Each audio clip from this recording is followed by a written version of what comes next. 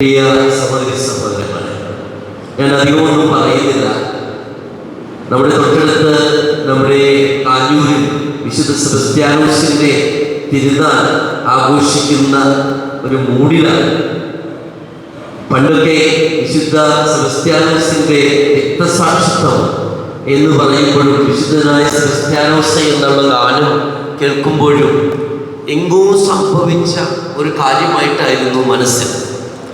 പക്ഷെ ഈ ദിവസങ്ങളിൽ ഈ ഗാനം കേൾക്കുമ്പോൾ അത് അന്ന് 2-ാം നൂറ്റാണ്ടിലും 3-ാം നൂറ്റാണ്ടിലും സംഭവിച്ച ഒരു കാര്യമല്ല. ഇന്ന് സഭയ്ക്കുള്ളിൽ തന്നെ വിശുദ്ധ സെബസ്ത്യാനോസുമാർ ഉണ്ടായിക്കൊണ്ടിരിക്കുന്നു എന്നുള്ളതാണ്. എനിക്ക് തോന്നുന്നു രാജനച്ചന്റെ പേര് അല്ലേ, സെബസ്ത്യാനോസ്. നാളെ ഫീസ്റ്റാണ്. അപ്പോൾ കൃത്യമാണ് അതിന്റെ കാരണം.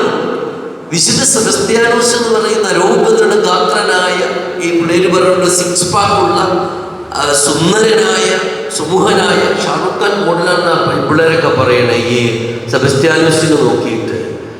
അങ്ങനെയുള്ള ഒരു ധീര പോരാളി, പണമുണ്ട്, പ്രശസ്തിയുണ്ട്, രാജാവിൻ്റെ പ്രിയ ചക്രവർത്തിയുടെ, റോമ ചക്രവർത്തിയുടെ പ്രിയപ്പെട്ട പടയാളി. പക്ഷേ അദ്ദേഹം എങ്ങനെ ഒരു വിമതനായി? കാരണം അദ്ദേഹം ഈ ക്രിസ്ത്യാനികളെ പീഡിപ്പിക്കുന്നത് കണ്ടിട്ട് ഒരു ചോദ്യമേ ചോദിച്ചു, നീ ശത്രു രാജ്യത്തിൽ പോയി ശത്രുക്കളെ കൊല്ലുവാൻ എന്നോട് ആജ്ഞാപിച്ചാൽ എനിക്കതിന്റെ കാര്യം മനസ്സിലാവും. അവൻ ശത്രുവാണ്. പക്ഷേ ഈ പാവപ്പെട്ട ക്രിസ്ത്യാനികൾ നമ്മുടെ ശത്രുക്കളല്ലല്ലോ, പിന്നെ എന്തിനാ അവരെ കൊല്ലുന്നത് എന്നുള്ള ചോദ്യമാണ് സെബസ്ത്യാനോസ് ചക്രവർത്തിയുടെ മുമ്പിൽ ഉന്നയിച്ചത്. ചക്രവർത്തി പറഞ്ഞു, ഇതൊന്നും നീ ചോദിക്കേണ്ട കാര്യമില്ല, എനിക്കിഷ്ടമുള്ളത് ഞാൻ ചെയ്യും. എന്ത് അധർമ്മവും എന്ത് അസത്യവും എന്ത് അനീതിയും ചെയ്യാൻ അന്നത്തെ റോമൻ ചക്രവർത്തിക്ക് സാധിച്ചെങ്കിൽ ഇന്നത്തെ സീറോ മലബാർ സഭയിലെ സിനഡാറ്റന്മാരും ഇതേ ഭാഷ സംസാരിക്കുന്നു. അപ്പോൾ വിശുദ്ധ സെബസ്ത്യാനോസ് വിമതനായതുപോലെ എറണാകുളം അങ്കമാലി രൂപതയിലെ വൈദികരും സന്യസ്തരും അൽമായരും ചോദിച്ചു, നിങ്ങൾ ഈ ചെയ്യുന്നത് നീതിയാണോ? കോവിഡ് കാലത്ത് ഇങ്ങനെ അടച്ചിട്ട മുറികളിൽ ടിവിയിൽ കുർബാന കണ്ടുകൊണ്ടിരുന്ന മനുഷ്യർ, ആ സമയത്ത് നിങ്ങൾ ഓൺലൈനിൽ കൂടി നിങ്ങൾ വർഷങ്ങളോളം വളരെയധികം സംവിധാനം ചെയ്തു വന്ന ഒരു കാര്യം, ഒരു ഫോർമുല, അത് ഞങ്ങളുടെ മേൽ അടിച്ചേൽപ്പിച്ചതെന്തിന്? എന്തിന് മാർപ്പാപ്പയെ കൊണ്ട് നുണ പറയിപ്പിച്ചു? അതിനുത്തരമാണ് നമ്മൾ തേടിയത്. അതിനുള്ള ഉത്തരം കഴിഞ്ഞ ശനിയാഴ്ച, അതിരുമുതൽ ചരിത്രത്തിലെ കറുത്ത ശനിയാഴ്ച, ജനുവരി 11, 2025 നമ്മുടെ ഈ സഹനദാസർക്ക് ലഭിച്ച അടിയാണ്. നിങ്ങൾ ഞങ്ങളോട് ചോദിക്കാൻ പാടില്ല, ഞങ്ങൾ നിങ്ങളെ അടിക്കും, നിങ്ങൾക്ക് ഉത്തരമില്ല എന്ന് 21-ാം നൂറ്റാണ്ടിൽ നമ്മൾ കേൾക്കുന്നു. കോടതിയിൽ ചോദിച്ചില്ലേ, നിങ്ങൾ രാജാവാണോ? പിന്നെ ഞാൻ രാജാവാണ്. ഈ രാജത്വം അതാണ് ഇന്ന് കത്തോലിക്ക സഭയിൽ, സീറോ മലബാർ സഭയിൽ നമ്മൾ കാണുന്നത്. മറ്റുള്ളവർക്ക് അടിമകളാണ്. ഇപ്പൊ നോക്കുക, മോസ്കോ മെത്രാൻ റോമിലേക്ക് എഴുതിയ ലെറ്ററിൽ എന്തുകൊണ്ട് ഈ കൂരിയ മെമ്പേഴ്സിനെ തിരഞ്ഞെടുത്തു? നിങ്ങൾ നോക്കുക, ഈ കൂരിയ മെമ്പേഴ്സിന്റെ ഓരോരുത്തരുടെ യോഗ്യത നമുക്കറിയാം. ഓരോരുത്തരുടെ യോഗ്യത എന്താ? നമ്മൾ ഇരുന്ന സ്ഥാപനങ്ങളിൽ അവർ നടത്തിയ അജപാല ശുശ്രൂഷകളിലെല്ലാം ഒട്ടേറെ കുഴിക്കുത്തുകളുണ്ടായിരുന്നു, അഴിമതികൾ നടത്തിയിട്ടുണ്ട്. ഒരാൾ ക്രിമിനൽ കേസിൽ പ്രതിയാണ്. പക്ഷേ അവരുടെ ഏക യോഗ്യത സിനഡ് പറയുന്നത് അനുസരിക്കുന്നവരാണ്. അപ്പസ്തോലിക് അഡ്മിനിസ്ട്രേറ്റർ എന്ത് പറഞ്ഞാലും അനുസരിക്കുന്ന ഇവരെ മെത്രാന്മാരാക്കാം, കുരിയ മെമ്പേഴ്സാക്കാം. ഞങ്ങൾ പറയുന്നത് പോലെ ഉറപ്പിട്ട് തരും. അതിന് മുമ്പ് നിന്ന് കുരിയ മെമ്പേഴ്സ് ചാൻസലർ നമ്മൾ എന്തൊക്കെ പറഞ്ഞാലും അദ്ദേഹം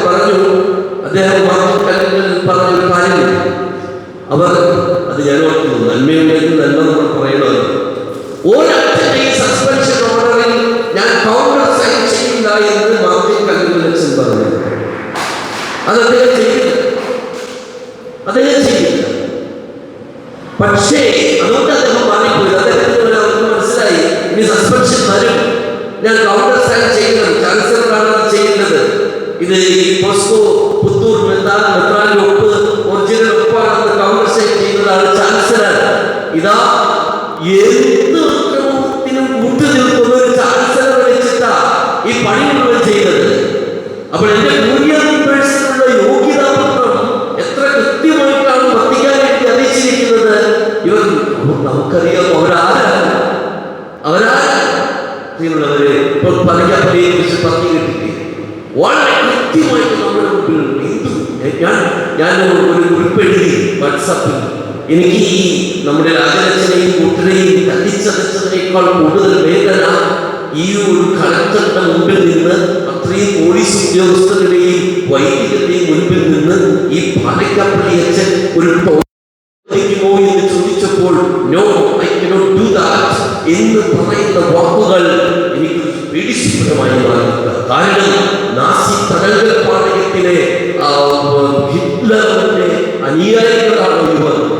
അങ്ങനെയുള്ളവരാണോ നാളെ ബിഷപ്പായി മാറുന്നത്? നാളെ ബിഷപ്പാകുന്ന യോഗ്യത ഇതൊക്കെയാണ്. ആപ്പാടെയുള്ള യോഗ്യത ആർക്ക് വേണമെങ്കിലും എറണാകുളം മതിൽ സീറോ മലബാർ സഭയിൽ ബിഷപ്പോ ഏതെങ്കിലും പ്രത്യേക സ്ഥാനത്ത് വെച്ചാൽ ഒറ്റ കാര്യം മാത്രം മതി. സിനഡ് കുർബാന അർപ്പിക്കുന്നു, സിനഡ് തീരുമാനിക്കുന്നത് എന്താ അർത്ഥവും എന്താ സത്യവും അനീതിയും ചോദ്യം ചെയ്യാതെ വിഴുങ്ങുന്നവർ ആയാൽ മാത്രം മതി. ആ യോഗ്യത എറണാകുളം മന്ത്രിമാരെ അതിനുடைய വൈദികർക്കില്ല. ഞങ്ങൾക്കൊരു മെത്രാനുമാകല്ല, ഒരു സ്ഥാനവും വേണ്ട. ഞങ്ങൾ ക്രിസ്തുവിന്റെ അടിമകളാണ് എന്ന് ഉച്ചസ്ഥലം നമ്മൾ പ്രഖ്യാപിക്കുക. മറ്റൊന്നും നമ്മളാണ്. ഞങ്ങൾക്ക് വേണ്ടത് സഹനങ്ങളാണ്, ഞങ്ങൾക്ക് വേണ്ടത് കുരിശുകളാണ്, ഞങ്ങൾക്ക് വേണ്ടത് ഒപ്പനകളാണ്. ഞങ്ങളുടെ ഹൃദയങ്ങൾ മുറിയട്ടെ, ഞങ്ങളുടെ പാദങ്ങൾ കഴിയട്ടെ, ഞങ്ങളുടെ കൈകളിൽ ആണിപ്പഴുതുകൾ ഉണ്ടാകട്ടെ. എങ്കിലും ഞങ്ങൾ നിലപാടെടുത്തിരിക്കുന്ന ഈ ജനബന്ധിയായ ജീവിതബന്ധിയായ ഈ ജനാധിപത്യ കുർബാന, അതിനുവേണ്ടി ഞങ്ങൾ ജീവൻ കൊടുക്കുമെന്ന് വീണ്ടും വീണ്ടും ഈ ലോകത്തോട്, സീറോ മലബാർ സഭയോട്, ഫ്രാൻസിസ് മാർപ്പാപ്പയോട് ഞങ്ങൾ ഉറക്കെ പറയുകയാണ്. ആ പറച്ചിലാണിത്, ആ പറച്ചിലിന്റെ വേദനയാണിത്, ആ വേദനയുടെ മുഖങ്ങളാണ് 21 മുഖങ്ങൾ.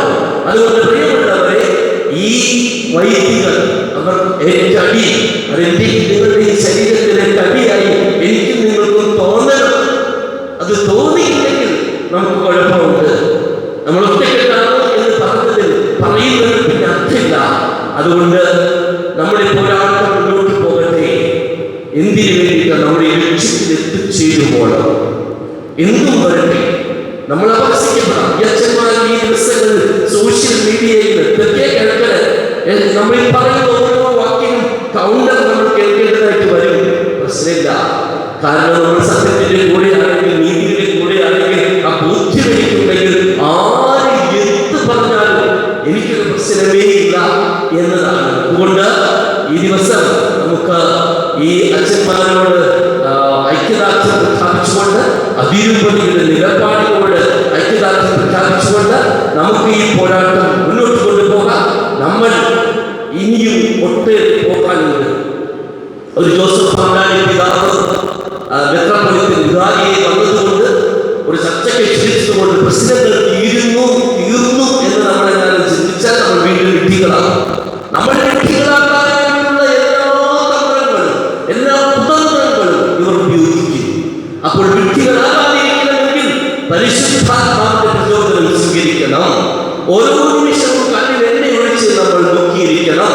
ആ രാത്രികളിൽ, കഴിഞ്ഞ രാത്രികളിൽ നമ്മുടെ അച്ഛന്മാർ നിമിഷം മുതൽ കണ്ണിൽ എണ്ണ ഒഴിച്ച് ഉറക്കം ഒഴിച്ച് ഓരോരുത്തരും നമ്മളോരോരുത്തരും കാത്തിരിക്കുകയാണ്. എന്താണ് നാളെ സംഭവിക്കാൻ പോകുന്നത് നമുക്കറിയില്ല. പക്ഷെ ഒരു കാര്യം ഉറപ്പാണ്, കഴിഞ്ഞ 7 വർഷത്തെ പോരാട്ടത്തിനിടയിൽ ദൈവം നമ്മുടെ കൂടെയുണ്ട്, പരിശുദ്ധാത്മാവ് നമ്മുടെ കൂടെയുണ്ട്. ഓരോ നിമിഷവും കൃത്യമായിട്ടുള്ള ഇടപെടലുകൾ, അതാണ് നമ്മുടെ കരുത്ത്, അതാണ് നമ്മുടെ ജീവിതത്തിന്റെ ചൈതന്യം. ആ ചൈതന്യത്തിൽ നമ്മുടെ പ്രിയപ്പെട്ട വൈദികർ ചെയ്ത ഈ വലിയ